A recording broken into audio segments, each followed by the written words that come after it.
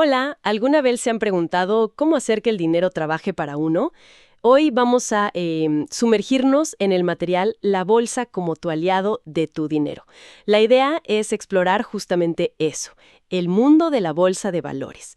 Queremos, pues, desmitificarlo un poco y entender cómo funciona esta herramienta tanto para quienes buscan financiamiento como para los que, bueno, quieren invertir. Y antes de meternos de lleno, fíjate que el origen del término bolsa es bien curioso. Nos tenemos que ir hasta Brujas, allá en Bélgica, por el siglo XIII. Había una familia influyente, los Van de Boers. Resulta que su escudo familiar tenía 3 bolsas de piel. Y bueno, ellos organizaban reuniones de comerciantes en su hostal como un punto de encuentro. La gente empezó a decir, vamos a la Bourse, refiriéndose a esas citas de negocios. Y poco a poco, pues bolsa se quedó como sinónimo de mercado financiero. Se fue extendiendo por Europa y claro, después se le añadió de valores por los activos que se negocian ahí, acciones, bonos, todo eso. Sí, y es una anécdota, perfecta para empezar porque justo resalta la idea central que sigue viva hoy, ¿no? La bolsa de valores es eso, un punto de encuentro. Pero ahora, claro, es una infraestructura muy organizada, es una empresa privada en sí misma cuya función es conectar a quienes necesitan financiamiento. Piensa en empresas que quieren crecer o gobiernos que necesitan fondos para obras. Conecta a ellos con quienes tienen capital y buscan, pues, oportunidades para que ese capital crezca. Es como un puente, digamos. Un puente, me gusta esa imagen. Entonces, si es un puente, ¿quiénes lo usan? ¿Y cómo funciona exactamente? Identifiquemos a los jugadores clave. Por un lado están los emisores, ¿correcto? Los que buscan el dinero. Y por el otro, los inversionistas, que son los que ponen el capital esperando, pues, una ganancia. Exacto, esos son los dos lados principales. Y para un emisor, para el que busca el dinero, hay básicamente dos grandes caminos, dos avenidas que puede tomar en la bolsa. La primera es el mercado de deuda. A veces también le llaman mercado de dinero. Aquí el emisor lo que hace es pedir prestado.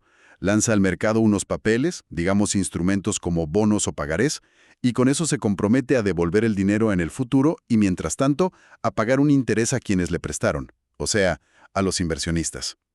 Y la segunda avenida es el mercado de capitales. Aquí la cosa cambia bastante.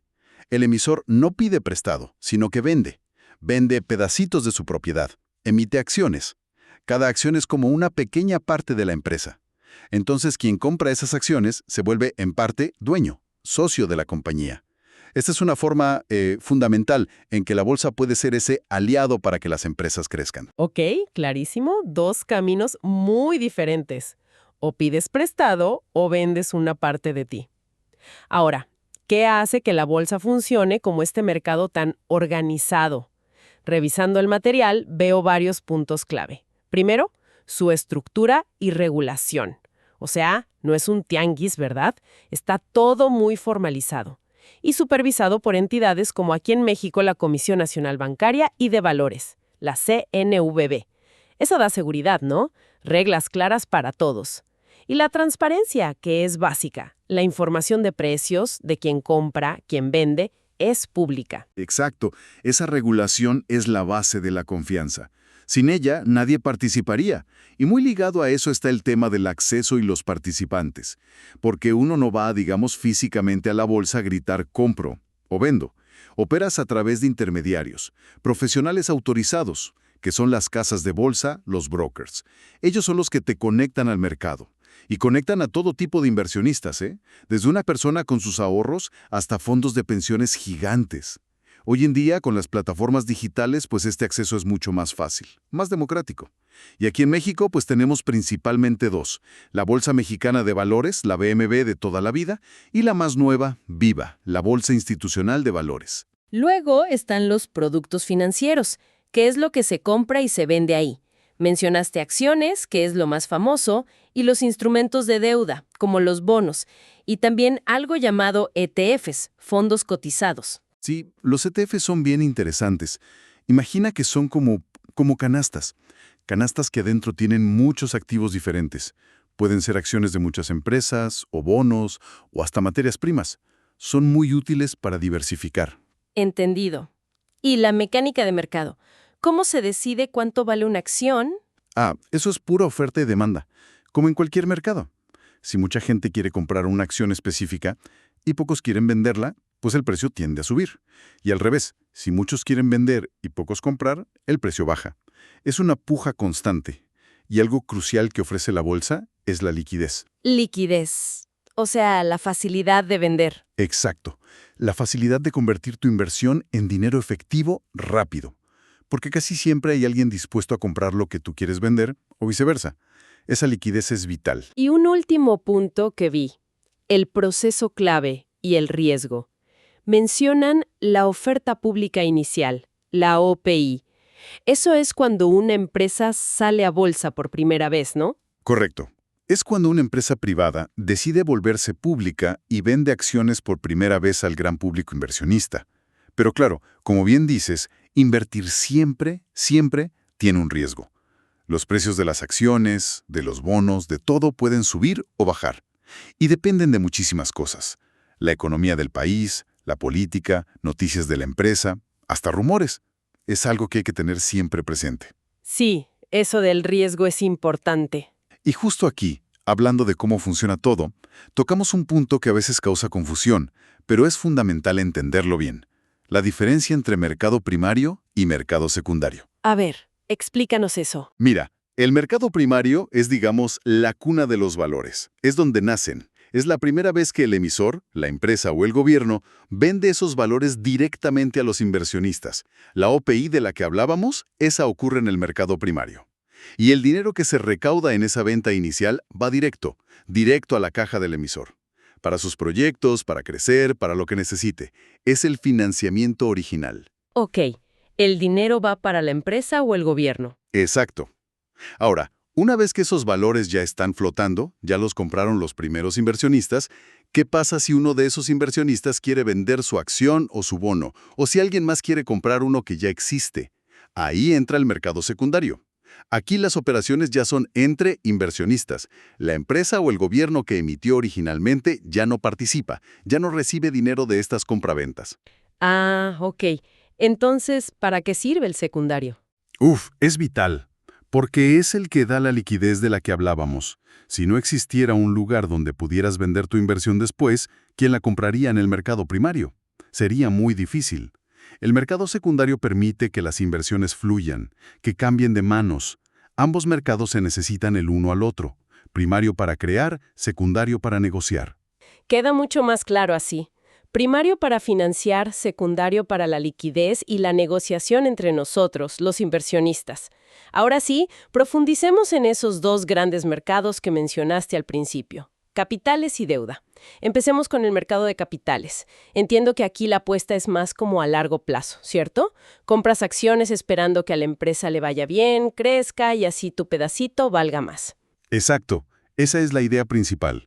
Te conviertes en socio, apuestas al crecimiento. Y los activos principales que se mueven aquí, según leí, son, primero, las acciones, esos pedacitos de propiedad de las empresas.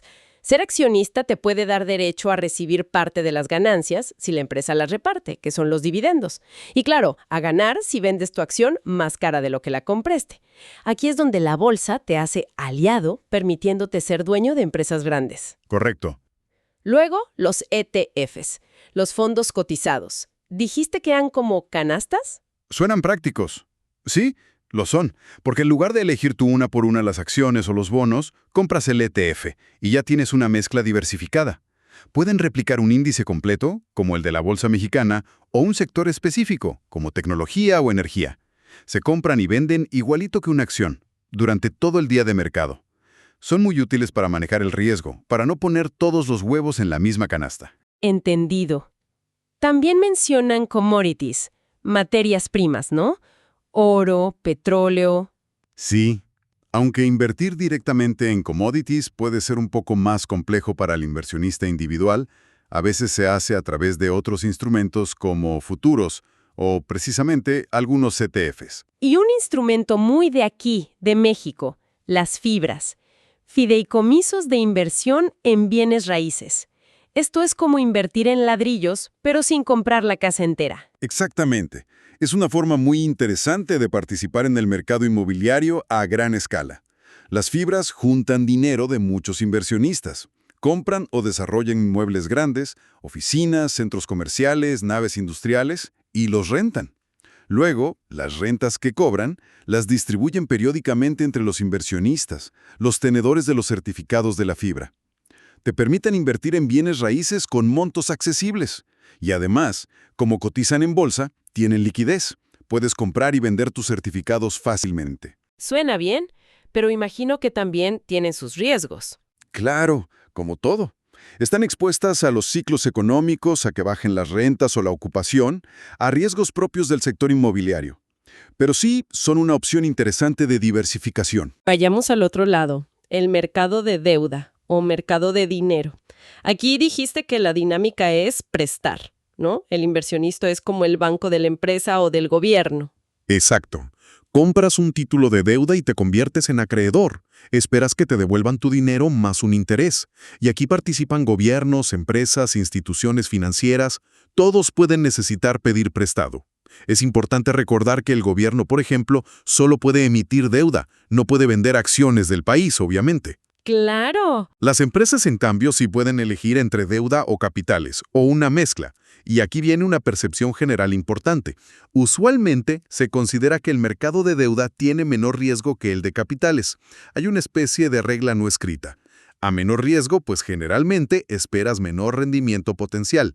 Y al revés, si buscas más rendimiento, normalmente tienes que aceptar más riesgo.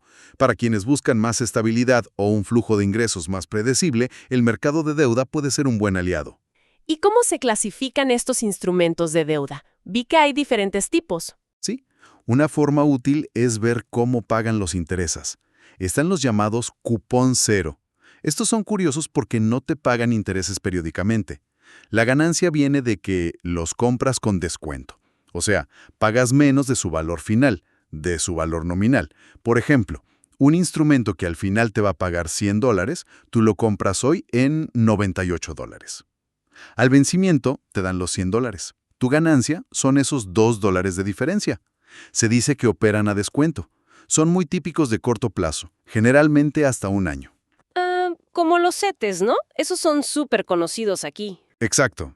Los CETES, certificados de la tesorería, son el ejemplo perfecto de cupón cero en México. Son deuda del gobierno federal, muy seguros, muy líquidos. Hay plazos de 28, 91, 182 y hasta 364 días. Son como la base de referencia para muchas cosas. También hay instrumentos parecidos emitidos por empresas que se llaman papel comercial o por bancos, los PRLB, pagaré con rendimiento liquidable al vencimiento. Pero los CETES son los más populares. Ok, esos son los de cupón cero. ¿Y los otros? Los otros son los cuponados. Estos sí pagan intereses de forma periódica. Por ejemplo, cada 6 meses o cada año te depositan un cupón, que es el interés correspondiente. Estos suelen ser instrumentos de mediano a largo plazo, como los bonos. Son buenos si buscas un flujo de efectivo, un ingreso regular de tu inversión.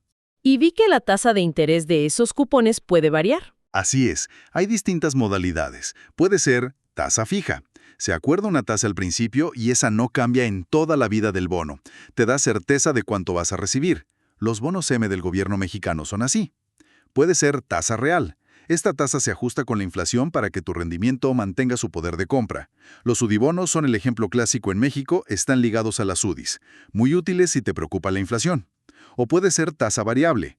Esta se va ajustando cada cierto tiempo, usualmente basada en alguna tasa de referencia del mercado, como la TIE, tasa de interés interbancaria de equilibrio, o la tasa de los CETES a 28 días. Aquí hay menos certeza, pero te puede beneficiar si las tasas de interés suben en general. Mencionaste varias veces que la deuda suele ser de menor riesgo, pero que igual existe.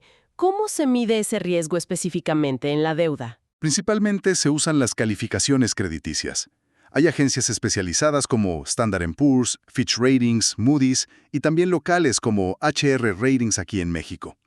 Estas agencias evalúan la solvencia del emisor, o sea, qué tan probable es que pague lo que debe. Evalúan dos riesgos principales. Primero, el riesgo de crédito. Es justo eso, la probabilidad de que el emisor no pague, que haga default. Le asignan una calificación que va desde AAA, la máxima calidad, riesgo muy bajo, hasta D, que significa que ya incumplió. Hay una línea divisoria importante entre lo que se llama grado de inversión, que son las calificaciones más altas y consideradas más seguras, y el grado especulativo, o bonos basura, que tienen más riesgo, pero, en teoría, deberían ofrecer un mayor interés para compensar. ¿Y el otro riesgo? El otro es el riesgo de mercado. Este tiene que ver con cómo los cambios en las tasas de interés generales del mercado afectan el precio de tu bono, especialmente si lo quisieras vender antes de que venza. Este riesgo afecta más a los bonos de largo plazo. Piénsalo así. Si las tasas de interés suben en el mercado, los bonos viejos que pagan tasas más bajas se vuelven menos atractivos y su precio baja. Aunque las tasas de interés suelen ser menos volátiles, menos cambiantes que los precios de las acciones, pequeños cambios pueden impactar mucho el precio de un bono a 10 o 20 años. A mayor plazo, más sensibilidad a los cambios de tasas. Entendido. Riesgo de que no te paguen y riesgo de que tu bono pierda valor si cambian las tasas.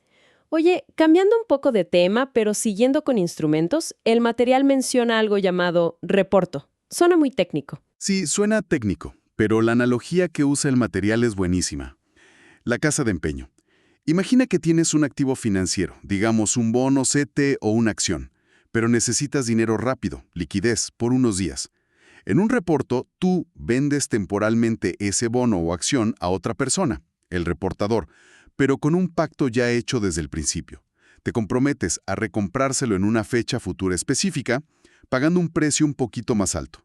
Esa diferencia entre el precio de venta y el precio de recompra es el interés, el rendimiento que gana el reportador por haberte prestado el dinero.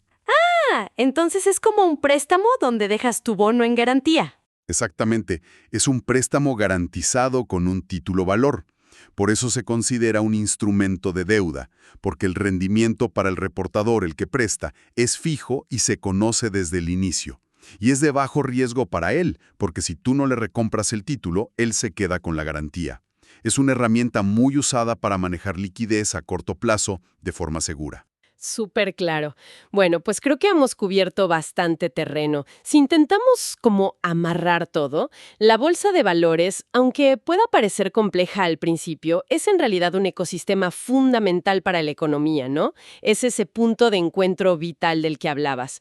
Facilita que las empresas, los gobiernos, obtengan los recursos que necesitan para sus proyectos, para operar, para crecer. Exacto. Y al mismo tiempo, del otro lado del puente, ofrece a los inversionistas, a la gente con ahorros, pues todo un universo de posibilidades. Opciones para que su dinero no se quede quieto, para que trabaje y genere rendimientos, ya sea buscando crecer a largo plazo con acciones, o buscando más estabilidad con deuda como los CETES, o diversificando con ETFs, o hasta invirtiendo en el sector inmobiliario con las fibras. Hay para diferentes gustos y necesidades. Y ha quedado claro que entender bien los conceptos es clave, ¿no? Saber qué es mercado primario, qué es secundario, qué significa liquidez. Y sobre todo esa relación constante entre el riesgo que uno está dispuesto a tomar y el rendimiento que podría esperar.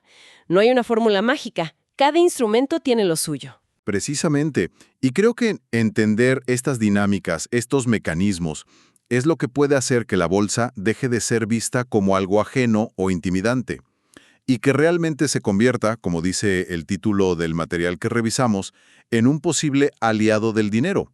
Un aliado para alcanzar metas financieras, ya sean personales o empresariales. Y con todo este mapa que hemos dibujado, con tantas opciones, desde prestarle al gobierno comprando CETES, hasta volverse socio de una empresa comprando acciones, quizás la reflexión final que queda flotando es, más allá de solo conocer que existe, ¿cómo puede cada persona, pensando en sus propias metas, en cuánto riesgo se siente cómoda tomando, en cuánto tiempo quiere invertir, cómo puede dar ese primer paso, pero un paso informado, para que la bolsa realmente se alinee con lo que busca? Exacto. El verdadero reto, creo, no es solo saber que existen los CETES o las acciones, sino cómo usar ese conocimiento de forma personal y estratégica. Hola, ¿qué tal? Queremos agradecerte por llegar hasta el final del video. Si tú nos escuchas desde otra plataforma, por favor deja un like que no afecte tu economía y compártenos en todas tus redes con todos tus conocidos. La verdad nos apoyarías mucho. Aprovechando, también mandamos un cordial saludo a Daniela GS, que siempre nos escucha. Y sin más, tú y yo nos escuchamos en el siguiente episodio.